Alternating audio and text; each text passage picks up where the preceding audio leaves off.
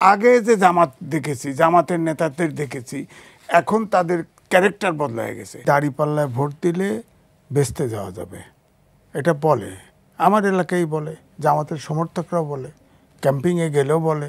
হ্যাঁ, আমি প্রথম বলেছি, আমার ধারণা যে মাস মিডিয়াতে পাবেন, জসিম ভাই নিশ্চয়ই খেয়াল করেছেন, যে জামাতের বললে বা দাঁড়িপাল্লায় ভোট দিলে বেচতে পাওয়া যায়। হ্যাঁ বলে, কিন্তু আল্লাহ সৃষ্টি করছে ব্যস্ত, আল্লাহ রক্ষণাবেক্ষণ করেন না।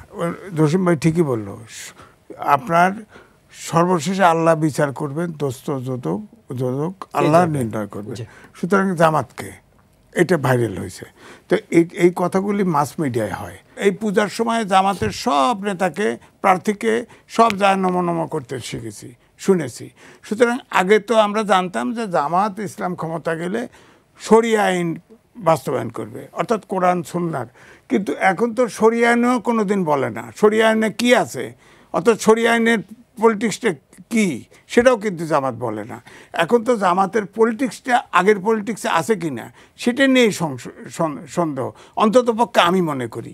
সুতরাং এখন যে এই যে সব হিন্দুদের তার কাছে একই, আবার তাদের নেতারাই বলে, তাদের ভয়েস তো আসে এখন, এই যে দেলোয়ার হোসেন সাঈদী সমানে নাজায়েজ, না কাফের ইত্যাদিতে বলতেছে, যতগুলো জামাত ইসলামে বলতে সবগুলোকে কন্ট্রাডিক্ট করতেছে, তার ভয়েস তো পাওয়া যায়। সুতরাং এখন কিন্তু জামাত আমার কাছে মনে হয়েছে ক্ষমতায় যাওয়ার জন্যে ইসলামিক দলগুলোকে নিয়ে প্রথম থেকেই, আমার কাছে মনে হয় আগে যে জামাত দেখেছি, জামাতের নেতাদের দেখেছি, এখন তাদের ক্যারেক্টার বদলায় গেছে। যেভাবে বাই হুক অ্যান্ড কুক ক্ষমতায় যেতে হবে, এই জন্যে যা মনে চায়, যার যা মনে চায় এটা বলতেছে। জামাতের লোক, অনেক লোক মাদ্রাসা এতিমে, আমার কাছে অসংখ্য বুডি আছে, রেপ শুরু করে দিছে, রেপ শুরু করে পুলিশের হাতে ধরা পড়তেছে। আপনি দেখেন 32 নম্বরে গেছে এক মহিলা, পরে শোনা গেছে যে ছাত্রলীগ করে তারে হত্যা মামলাও দিছে, শোনা গেল